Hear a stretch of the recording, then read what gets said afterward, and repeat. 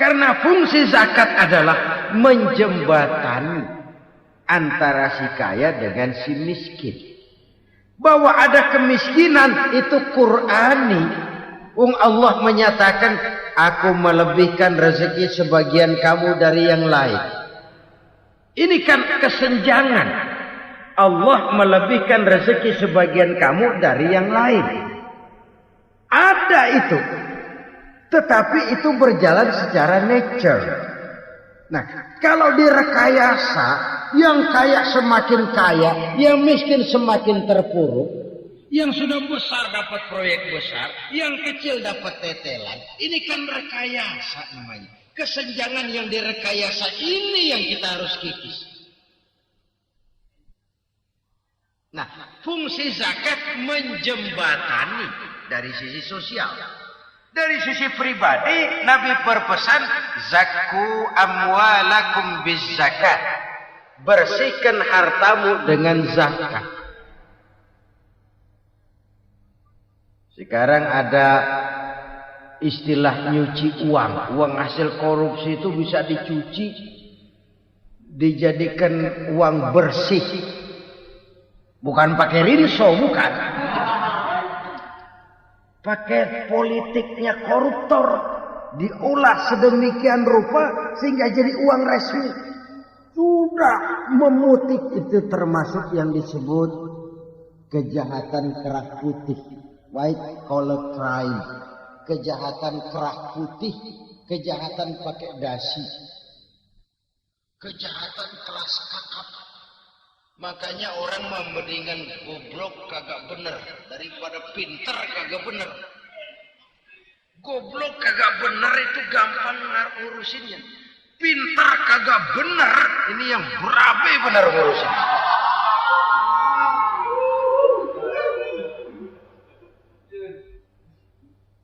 Kita bukan cuma perlu orang pinter kok di zaman sekarang. Kita perlu orang-orang bener yang punya komitmen, yang sesuai kata dan perbuatan, yang bisa merasakan apa yang dirasakan oleh rakyat, yang punya sense of politik yang tinggi, yang peka, yang penuh keterbukaan, yang punya wawasan dan pandangan jauh ke depan.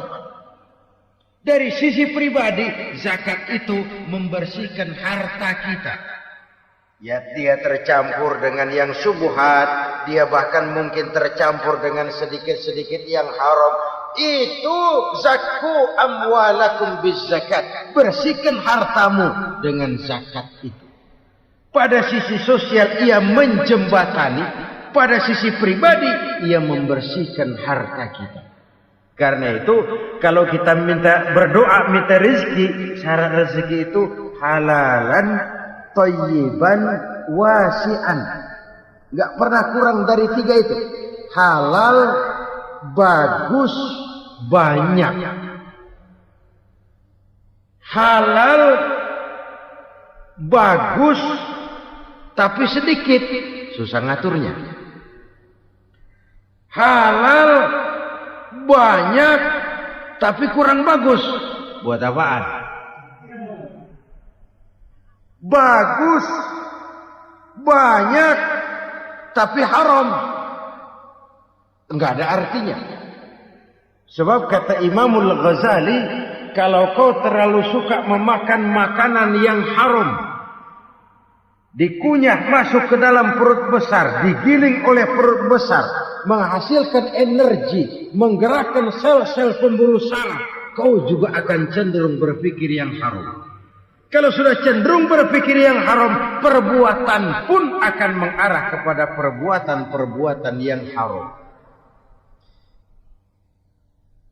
Dulu waktu kelompok Jimbaran 200 konglomerat Indonesia kumpul dihimbau supaya sekian persen kasih pengusaha-pengusaha lemah. Itu kan cuma sekedar belas kasihan, tidak banyak menolong keadaan. Dan bukan itu yang diperlukan pengusaha-pengusaha kecil. Yang diperlukan adalah berikan kami kesempatan seperti mereka dapat kesempatan. Berikan kami peluang seperti mereka juga dikasih peluang. Kalau cuma dikasih 100 juta, 200 juta hari ini, usaha kami nggak ada prospeknya, peluang kagak ada, kan sama juga bohong. Diceburin ke kali, disuruh berenang, tangan diikat, mendingan mampusin ketahuan. Ayo berenang, berlomba, tangan diikat, kaki diikat. Sama saja nyuruh mati. Jadi jangan kasih ikannya, kasih kailnya. Yang diperlukan pengusaha kecil menengah ke bawah itu bukan cuma sekedar belas kasih dari konglomerat besar. Berikan kami peluang seperti mereka juga dapat peluang. Berikan kami kesempatan seperti mereka dapat kesempatan. Berikan kami kredit dengan kemudahan seperti mereka juga kalau minta kredit begitu mudahnya. Menciptakan peluang dan kesempatan, pemerataan. Bukan menciptakan manusia Indonesia dengan standar ekonomi yang sama. Semua rumahnya harus sama, semua punya mobil. Itu sih kebersamaan bebek. Bebek, coba lihat bebek. Satu ngalor semua. Satu ngidul semua. Kebersamaan bukan itu. Kebersamaan adalah menciptakan peluang. Kalau yang kaya bisa semakin kaya, kenapa yang miskin tidak bisa ikut naik jadi sedikit kaya? Kalau pengusaha yang sudah kuat bisa bertambah menjadi kuat dengan proyek mega proyek, kenapa yang menengah tidak bisa ikut menjadi kuat? Dan kenapa kekejian itu merajalela? Kita dengar lewat berita-berita PLN tekor, PLN utang. Kenapa? Dia beli listrik dari swasta yang belinya lebih mahal daripada penjualannya. Artinya dia beli itu listrik dari perusahaan listrik swasta, dia jual kepada rakyat lagi. Harga jualnya lebih murah daripada dia beli kepada swasta. Kenapa? Ada tekanan lagi tuh. Biasa siklus lagi. Hukum Boyle. Atas neken, paling bawah gepeng. Ya kita nih rakyat kecil. Emang nasibnya gepeng terus. Saudara-saudara kaum muslimin rahimakumullah. Dari 5 penyebab bencana ini kita ambil kesimpulan untuk sebuah renungan dan introspeksi kita bersama. Pertama, mengingkari janji. Padahal janji itu yang lebih tinggi nilainya adalah di hadapan Allah Subhanahu wa taala. Baik wakil-wakil rakyat di parlemen maupun pemimpin-pemimpin rakyat di dalam kabinet, apabila memangku suatu jabatan, selalu mereka mengawali dengan sumpah. Dan sumpah itu dimulai dengan demi Allah. Sadarkah kita pada saat itu kita ucapkan bahwa kita sudah mempertaruhkan Allah untuk jabatan yang kita pegang. Kita sudah mempertaruhkan nama Allah untuk posisi yang dipercayakan kepada kita. Sadarkah kita bahwa menyia-nyiakan itu satu dosa yang sangat besar, yang tidak hanya kepada Allah tetapi juga kepada rakyat yang kita wakili, kepada rakyat yang kita pimpin. Cukuplah sudah rakyat dijadikan adres, umat dijadikan alamat sebagai numpang. Marilah kita kembali kepada komit awal dengan jujur kepada janji kita sendiri. Lalu yang kedua, kekejian, baik berupa korupsi, kolusi, nepotisme, dan perbuatan-perbuatan lain akan melahirkan kemiskinan. Kekurangan pangan bukan satu-satunya yang menyebabkan rakyat menderita. Lukanya rasa keadilan terakumulasi di hati rakyat, dan jeritan hati rakyat mengguncang aras. Kalau Allah murka, Allah bisa melakukan apa saja untuk menciptakan suatu kondisi. Faktor yang ketiga adalah praktek mafia, menebarkan maut. Orang yang mati jasad dan rohaninya maupun orang yang mati karirnya, mati kejujurannya, mati usahanya, mati imajinasinya. Hilang kreativitas kita sebagai bangsa. Faktor yang keempat, kecurangan-kecurangan di bidang usaha, di bidang tender, mengandalkan menjual kekuasaan. Dan memang repot kalau penguasa jadi pengusaha. Mau atau tidak mau, kebijakan-kebijakan kekuasaannya akan memperkuat jaring-jaring usahanya. Dan pada saat itu objektivitas sulit ditemukan lagi. Lalu yang kelima, keengganan membayar zakat, menumpuknya kekayaan negara pada kelompok-kelompok tertentu. Ini akan melahirkan paceklik yang berkepanjangan. Menumpuknya kekayaan dan harta negara pada kelompok-kelompok tertentu akan melahirkan paceklik dan miskinan yang berkepanjangan.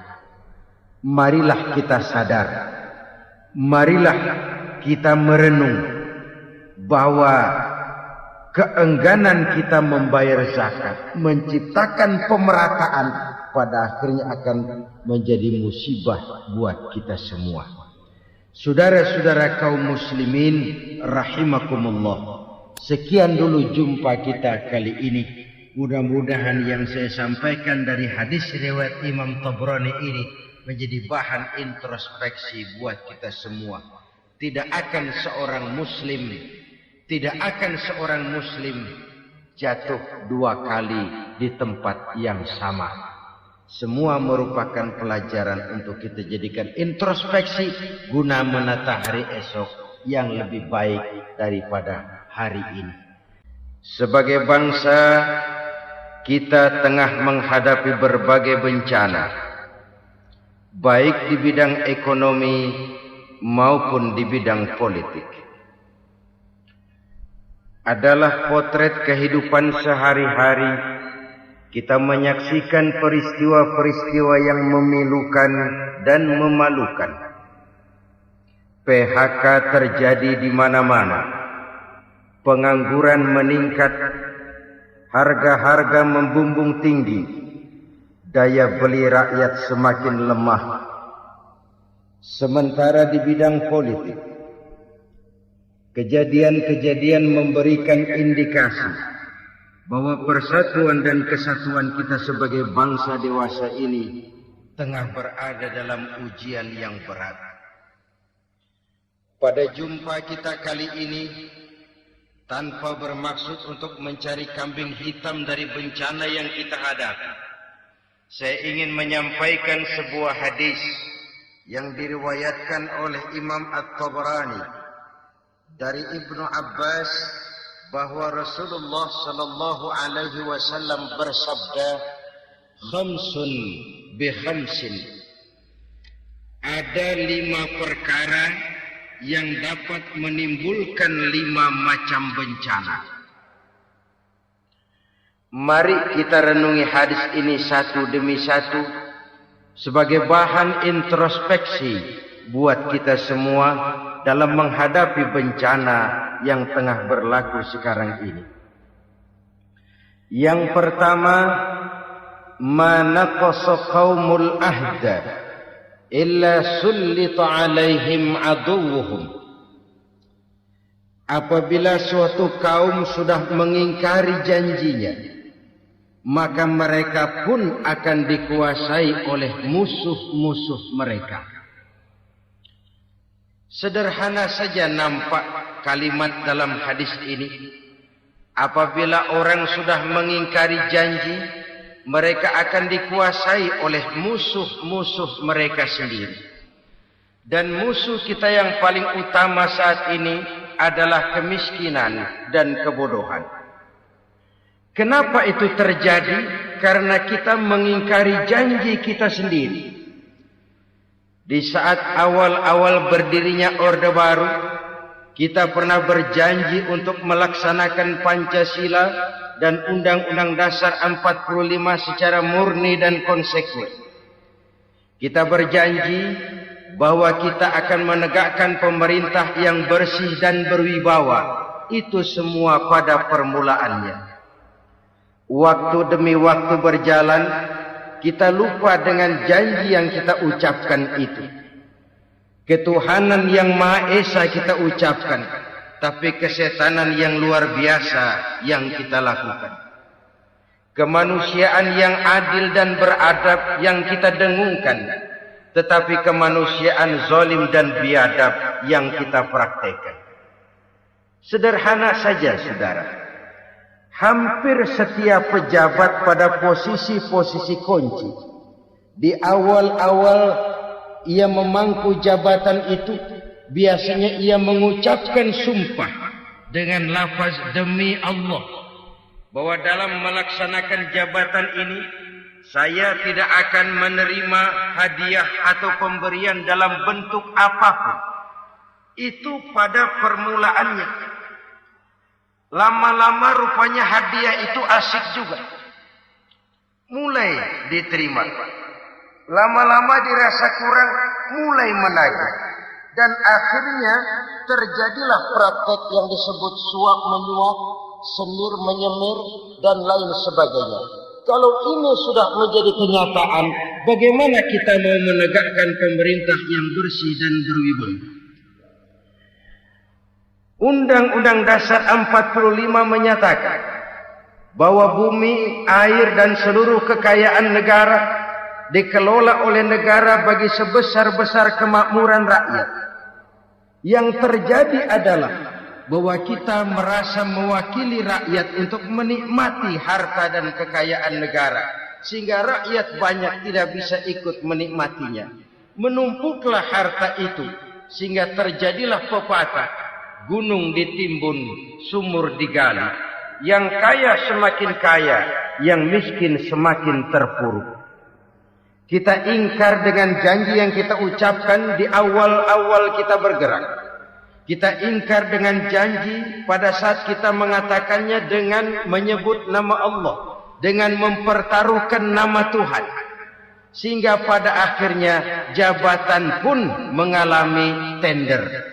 Sudah menjadi rahasia umum. Orang mau jadi lurah mesti mengeluarkan uang. Mau jadi camat mesti mengeluarkan uang. Mau jadi wali kota, bupati, bahkan gubernur, itu ada pasarannya. Secara logika, kalau orang memperoleh satu jabatan karena banyak mengeluarkan uang, tentu pada saat ia mengeluarkan uang, ia sudah punya pemikiran, modal pasti pulang. Modal pasti kembali.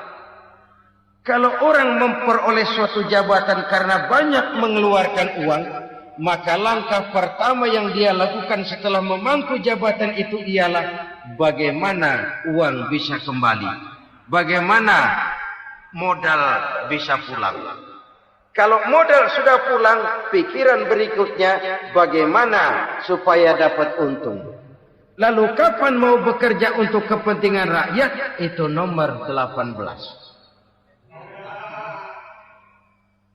Kemudian kalau ada proyek-proyek besar, pertanyaannya ialah bukan apakah proyek ini bermanfaat bagi rakyat, apakah proyek ini layak untuk diteruskan, tetapi yang jadi pertanyaan paling utama ialah bagian saya berapa duit dari proyek ini. Kita bisa lihat proyek, mega proyek lahan 1 juta hektar di Kalimantan Tengah, triliunan rupiah, dan proyek itu gagal. SD Impres bulan ini diresmikan, bulan depan retak. Jembatan-jembatan bulan ini gunting pita, bulan depan runtuh. Kita ingkar dengan janji. Kita berkata kita bekerja untuk kepentingan rakyat, tapi kita tidak pernah mengenal rakyat itu. Apabila suatu kaum sudah mulai mengingkari janji, maka mereka akan dikuasai oleh musuh-musuh mereka. Akibatnya terjadilah, tersusunlah barisan